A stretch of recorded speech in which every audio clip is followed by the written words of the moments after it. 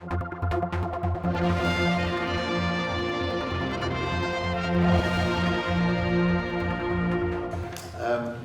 question I've got here now, it says here, the Villa, the Gaiety, buses, airport, etc., should they be privatised? Ralph? Yes, I do think the economy is driven by private sector. It is private companies that actually create wealth. That is how we then raise the money for taxation. That is how we then get the money for our services. It's important that the proper services are actually used for the people. Where we can identify areas that can be used in the private sector that will create more wealth, the government really shouldn't be running, I think, items that could be a private company. I think it's much better in the private sector.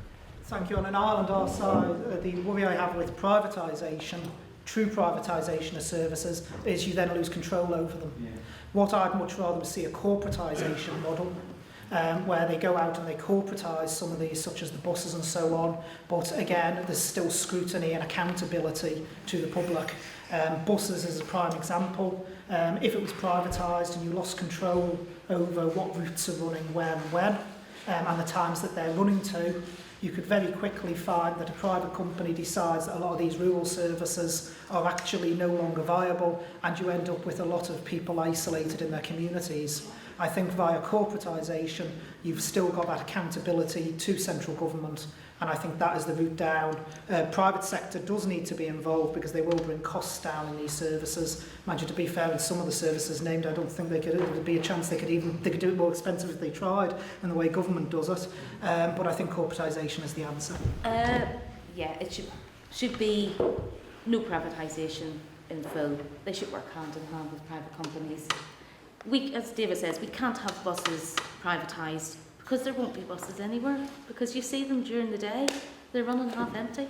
You're lucky if you see one or two people. If you're running a private company, you're not going to have that, you're going to just stop it. So we're going to have buses in the morning between 8 and 9 and the buses in the evening between 5 and 6. That'll be it if we have privatisation of the buses. So no, we don't want privatisation of the buses. What we want to do is work hand in hand with private business to make things more cost effective and cost less for the people. Okay, I'm going to now throw open the question to the audience. Would anybody like to ask? Yes, sir. What are your views on the loss of Glenside and control there, and any views on that? Any views on Glenside? David? Yeah, I think I just heard a shout there somewhere of criminal damage, and I couldn't agree more. The fact the building has been demolished, to my mind, is a disgrace. I think, even if you'd kept the outer structure and the internals had had to be reworked for whatever use. But the problem is, it's been empty for so long now as well, that the building probably was crumbling. One of the problems I have is that government knows, and again it's spanning the topic slightly, but it does fit in with Glenside. They know for quite a while normally that these buildings are going, such as when the prison was relocated. But instead of planning at that point what's going to happen to that site afterwards, they only start worrying about it once the site's been vacated. So you end up with sites that are left vacant and desolate for 10 or 15 years. We need to actually get away from that. And as I keep saying in my manifesto, I've said in every interview, smarter government. And that means planning what you're going to do with any vacant sites, potentially before they actually do become vacant. When it comes to Glenside, if it was dangerous, it needs to be pulled down. I'd rather spend the money on doing something that's more modern and in code than spending double trying to fix something that can't be fixed. Thank you very much. You can get a report to say anything. If you actually want a report that'll tell you that the building is crumbling, you will get a report to do that. You need to try harder to actually see what we can reuse these places for. If you need a clear plan on what you're going to use the building floor for, or what you're going to use the plot of land for if you demolish it, and decide what to do and do that. If there is no plan for that, move it on and let someone else use it with a plan. What are you using the prison site? Couldn't we use that for the TT in some way? There was talk actually last year, I think I remember, people actually going to use Glenside for the TT people, rather than actually staying in tents. They could actually camp inside Glenside. I know that was mentioned, and it makes you wonder, with TT approaching, Has it just been demolished so those questions weren't asked again? Because I must admit, I would rather stay in a sleeping bag inside Glenside than have to stay in a tent in this weather. So I think we could actually just need to try harder and think about reusing our sites more effectively. Well, the mention there was of the prison site. Maybe I've got a vested interest as chairman of housing, but I'd like to see it actually used for sheltered accommodation, with a row of first-time buyers extending along the back to extend Duke's Road. I actually think it is perfectly suitable for that. We've got lots of elderly tenants that are wanting to downsize, not just up here in Williston, but also nearby in Victoria Crescent. I think it would be perfectly suited to that. It's on all the major bus routes in and out of town, and you've actually got a supermarket within staggering distance. How many sites can you say that there's that available? And of course, with the first-time buyers element as well, it's a chance for people to get their first home. I agree, it should be used for sheltered housing. That's a perfect spot for it. But we need more sheltered housing throughout the island. Full stop. But what this is a symptom of is the bigger issue. There's too many empty sites that are sitting there. Summerland. Why is it not being used? It could be used for people with camper vans, with motorhomes, especially over TT. They can all go there. Use the empty land like the prison site when there's nothing happening over TT. People can park a tent there. The government doesn't think outside the box. We need to start thinking that way. We need to start trying to generate some revenue. Normally on campsites you have to have a certain amount of provision of water, light, etc., electricity. You don't need to have electricity on a campsite, so you don't. You can have water and you can have toilets. You don't have to have, if you're using it for TT, you can get portaloos brought in. It's not going to cost a fortune. Can you address the meeting, please? We can't hear. Sorry. Over TT you can bring portaloos in. It's not going to cost a fortune. The price that you're paying, that people are paying for their tents per night, is going to more than cover that. You don't need to have electricity on a campsite. Okay. We need to use the open spaces that we have that are sitting there doing nothing more effectively. On the subject of investment, every time the government talks about bringing revenues to the islands, it's always talked about TT, it's always focused on TT. And Ralph has mentioned that we need to bring more business revenues to the island. You know, our flight times are ridiculous for business trips and for making it a viable journey for one day. The steam packet isn't operating properly. They're talking about infrastructure development to turn Douglas into this futuristic vision, but without the businesses, what's the point? You know, you need business revenue to generate growth on the island, and the TT isn't going to cut it. You need more than that. So what are your ideas, effectively? Yeah, I've been quite clear on this, both in my campaign literature. I think that the island is quite well suited for research and development. Facilities to be coming over to the island. We've got a vast array of different industries here in the island in a very, very small space. At the moment, a lot of research and development facilities are, in their own words, being taxed to the hilt in the UK, and I think we should be going out and aggressively marketing ourselves to them to get them over. There's new technologies emerging all the time in home care, I know it sounds very science fiction, but agrobots, which is technologies which are helping with the harvesting of crops and with farming. Again, we're ideal, I think, to be able to be a test bed for that. And we need to think more out of the box and getting these industries over there as well. We've been very good at going out to far-flung places like China. And to be fair, I think in years to come, maybe it will pay off. But we need to focus on what we can do to get growth in the economy now. And I think we need to be marketing ourselves harder for business in the UK. I think maybe we've kept our head under the power cut, quite rightly, after the issues with VAT and all the rest. But I think at the moment, we haven't got a Miliband government in the UK. That probably would have been disastrous for the Crown dependencies. We've got a government that sort of, to be honest, probably doesn't care about us one way or the other, to be frank. So now is the opportunity to go out and market ourselves closer to home. Chairman. Yes, we do need to attract entrepreneurs and small businesses. They're going to be the key growers. They're going to be the people who can actually move here easily. Trying to get a large company to come to the Isle of Man is very difficult. There's a lot of incentives to actually be elsewhere, Ireland, etc. But small entrepreneurs, small companies, technically advanced companies, companies that actually use the technology we've got here, the communication systems, the telecom infrastructure, that is what we want to be trying to do. People perhaps who know the Isle of Man, people who have actually been through the education system, get them back here. They know the weather. They won't be surprised by it. But we need to actually grow that in small companies and change people's attitude, change the attitude so we actually do want to welcome them here. We do want to actually work together here. Once we get a bit of traction, a bit of motivation, we can then actually start to see some improvements. We believe that the role of government is to help create the right environment to allow businesses to grow. We're not just there for regulation, we're there to help them. We need to help, as Ralph said, the small businesses and the private enterprises. So we do. They're the people that we need to help. One of the things LibVan want to do is reintroduce incentives such as the previous policy we had on the national insurance holidays. That's the type of thing we need to do to get people over here. The small businesses is where the future lies. Big business, as Ralph says, it's nearly impossible to get them over here easily. We can get the smaller businesses here. We have a dark sky, we're a dark skies country. We're a biosphere on the way to it. Use that, market it, and get those smaller niche businesses over here that can capitalise on the people that we have on the island. It's a shame I've got to remain neutral. I'm sure you'll tell us later. Gentleman at the back. Yeah, Chairman, I apologise if you've already touched on this, but every year Tynwald overwhelmingly votes for what is claimed to be a balanced budget.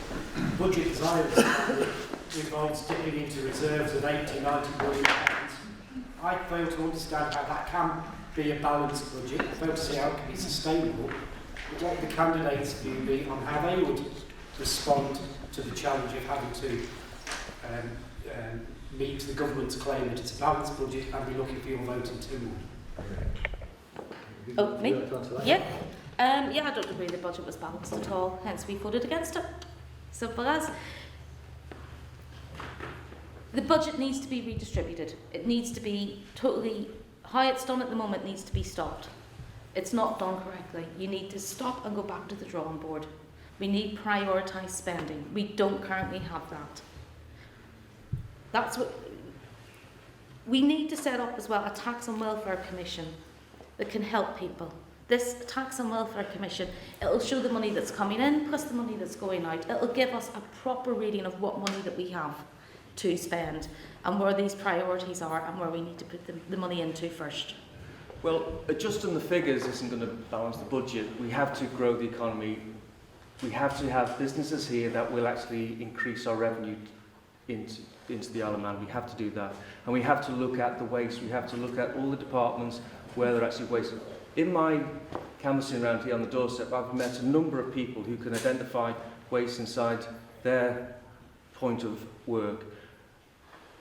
It is a big issue to actually have the workforce disengage with management. That is a big message that I'm hearing throughout the constituency.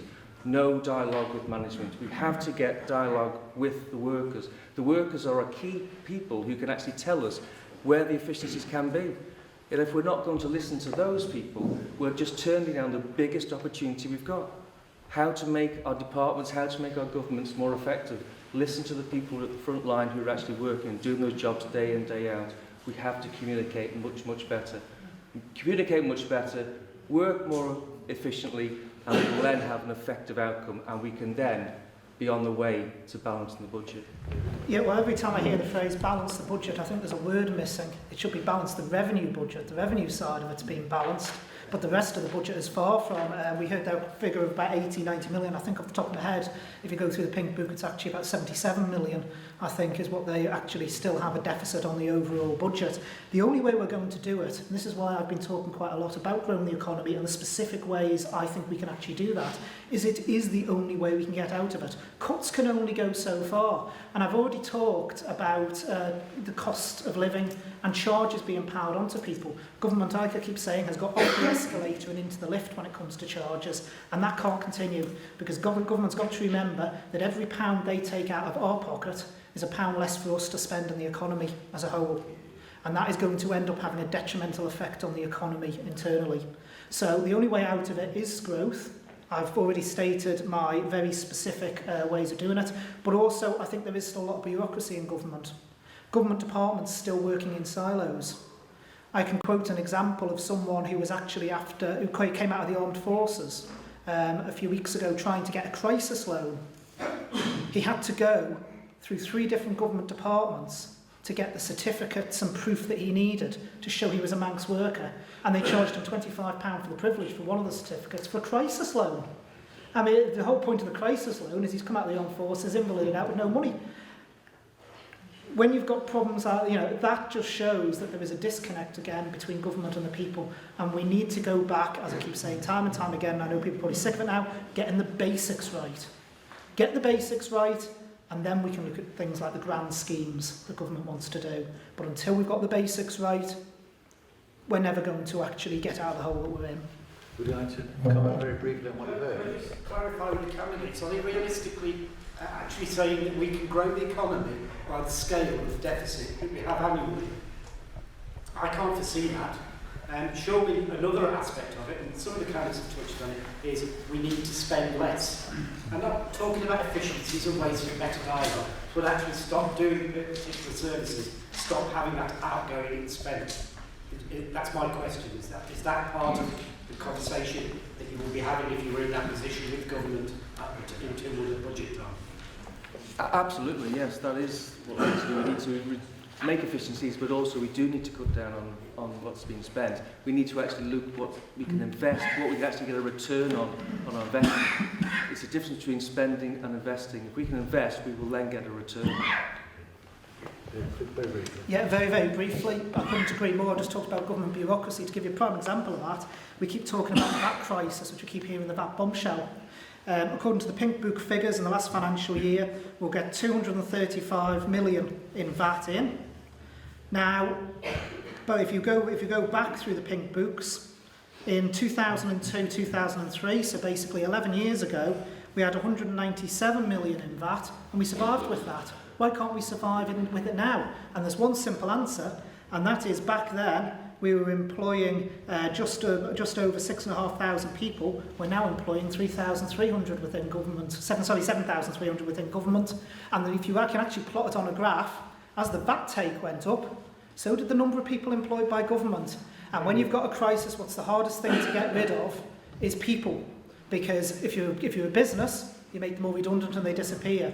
If you're government and you make them all redundant, they go out of one government department and round to the welfare office the next day and you're paying for them elsewhere. So that is why we've got a crisis, because we started in literally living up to our title of investing in people. Whichever one of you three are getting elected, would you be pushing harder to get the house up here done quicker? As you know, we've been waiting for about 6 years now. And there's lots of children up here at the moment suffering with bad chests. And the longer we leave it, the worse they're going to get. So I suggest whoever gets elected should be pushing for these houses to be done quicker than what it's going to take 8 years. I suggest it should be done in less than 5 years. That's my point.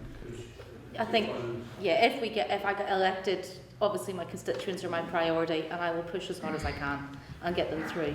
As I say, I've seen the dump, I've seen what's happening, and it needs to be addressed. We've had MHK up here for the last, 100 years. Difference is, you all have my phone number. You should have seen this problem about 8 years ago. It should have been addressed long beforehand. 6 or 7 years ago, and yet the government says no, it's not so bad. So hopefully, it is that bad. Hopefully push for it anyway. Thank you. Well, as Councillor Kane knows, Mr Chairman, as Chairman of Housing, I've been involved quite actively in this. We have got a working group set up with what was the then 2 existing MHKs, myself as Chairman of Housing, government officers and local authority officers to try and push it forward. The 40 million investment has now been agreed.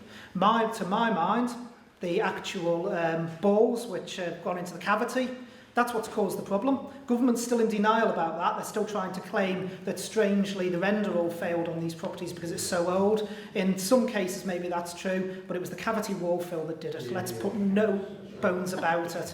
I voted against that the 3 times it came forward to Housing Committee about putting it in, because to my mind the cavities are there for a reason, and it is a dreadful situation. The worst of the properties, as Councillor Kane knows, Councillor for the area, have now actually been completed. We're looking to speed it up.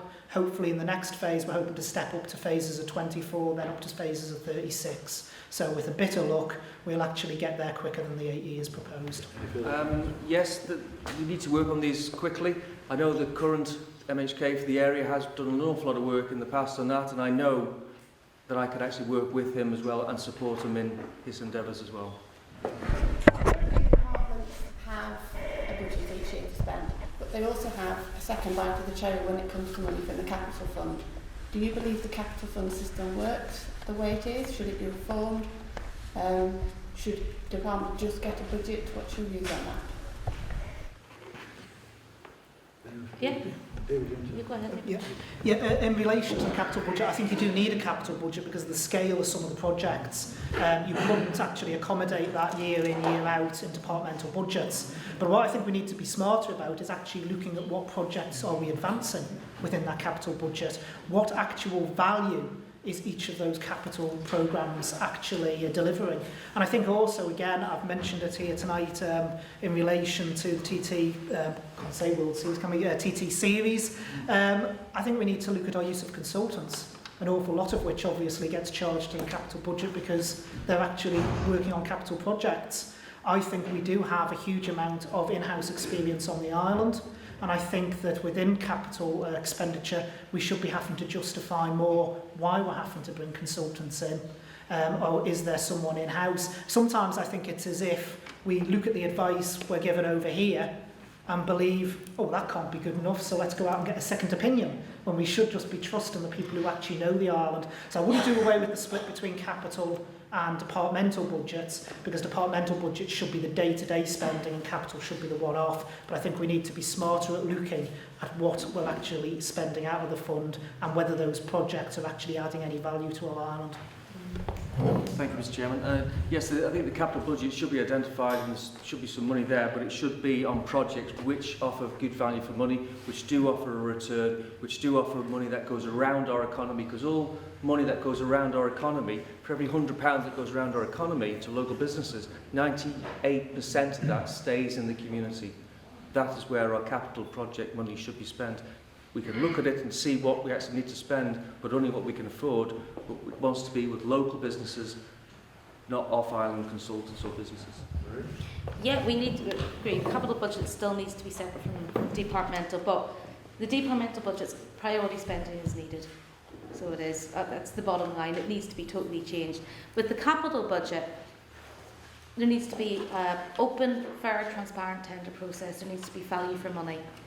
We don't need to be spending double what we need to be, because that's what's happening at the moment. There's projects being built, projects going on that we overpay like you wouldn't believe. We need to be leaner, we need to be stricter, and we need to be open and transparent. I'll ask give the candidates 2 or 3 minutes now to sum up their case, their proposal.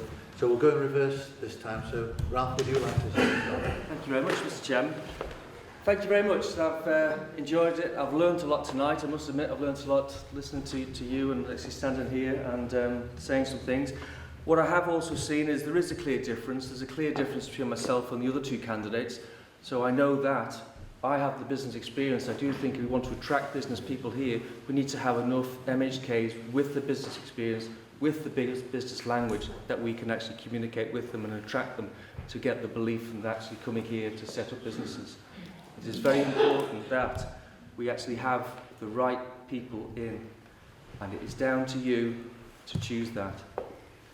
I know I've got 23 years experience of running my business. I know I can see opportunities.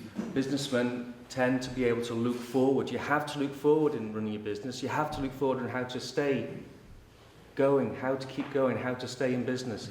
You have to be able to adapt. You have to be able to read what's actually happening and see how you can actually get the best of what's coming in the future. We have to look forward. We have to vote for change. Thank you very much.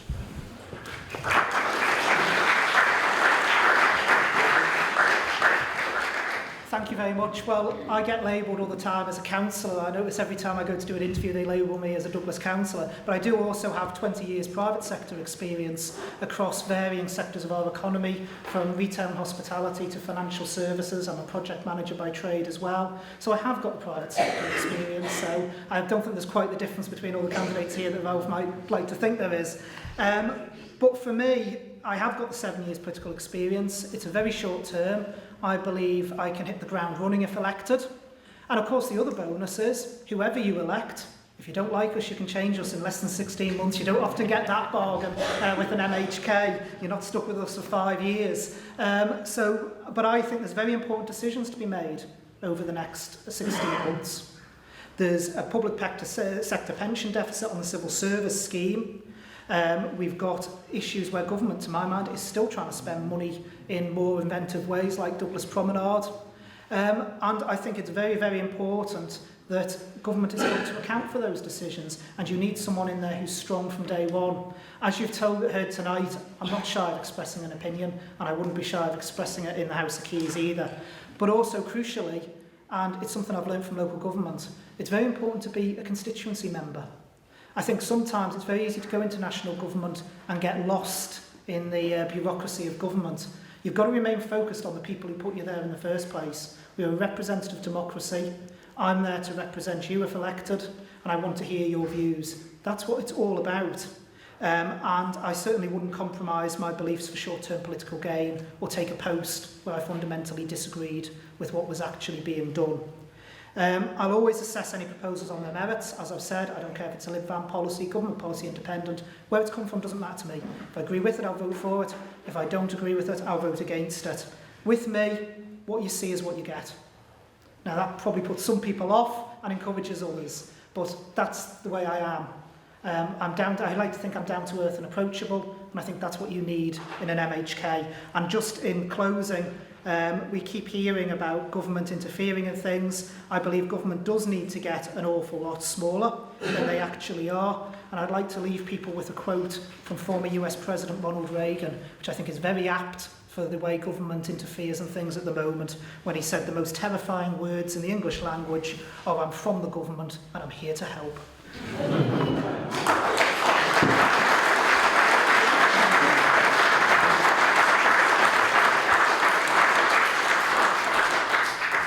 Thank you for coming tonight. It has been quite an experience. I will say I'm totally different from the two guys here. And I know Ralph said about his business experience and David's talking about his political experience. I'm someone who's just worked all my life. I'm someone who wants to represent you because I'm just like you. I'm someone who's got the fire, the passion to get in there and get things done on your behalf, because that's what I want to do. It's why I joined the party, because it's not just me when I go in there. I'll have two very experienced members already there to help me and guide me every step of the way. Those two members are known as constituency members as well as national government members. I can learn from no one better. They're the best people, I feel, for me to learn and get my political teeth with. We need change on the island. Ralph said we need change. No offence, guys, but I think if you vote for one of these two guys, you're voting for the same. They are the old guard. It's the independents. If we want change on the island, we need to change how we vote. We need to start looking at party politics. So you're not voting for me, you're voting for LibVan as well as me. That's what I believe. I so want party politics on the island. And I'm just stuck for words now. I don't have political spin. I'm not a slick operator. I'm me. What you see is what you get. It's as simple as that. I'm always on the end of the phone. I'm always on email. I expect you guys to hold me to account if I get elected. If you're unhappy with it, let me know. It's the best way to do it. How else am I going to represent you if you don't talk to me? Thank you.